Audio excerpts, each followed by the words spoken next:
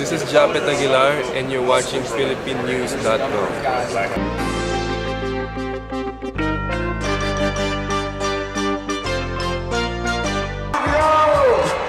Pacquiao, Marquez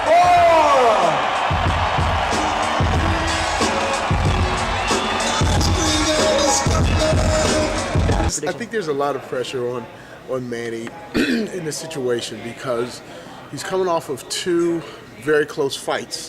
One a win, one a loss. The loss was, in a lot of people's minds, a win, which that was against Bradley, and the win was, in a lot of people's minds, a loss. Now, adding to that, I think, is the fact that, Marquez really railed against having Las Vegas judges.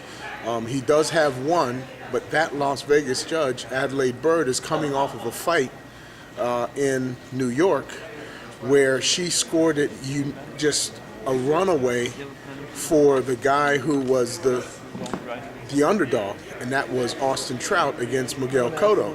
That's Miguel Cotto's hometown, basically, in New York. He was 9-0 in New York, 7-0 in Madison Square Garden, and with a partisan crowd, she still scored the fight 119 to 109 in favor of Austin Trout.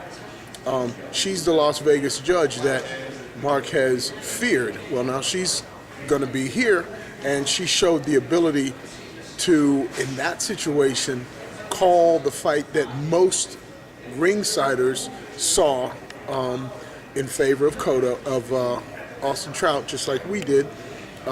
Can she and will she do that again here? I think there's a lot of pressure, as my good buddy Steve Kim said, for Las Vegas to get this right.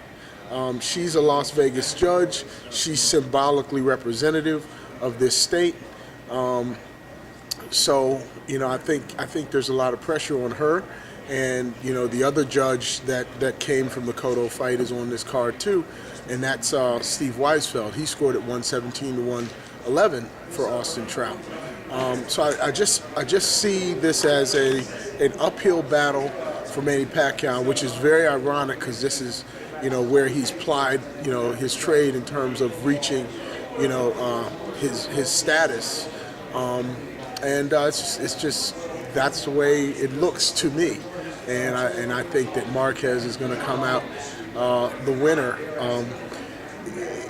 He's got to do worse than he did last time, I think. If he comes out and fights the same fight he did last time, then I think he wins the fight.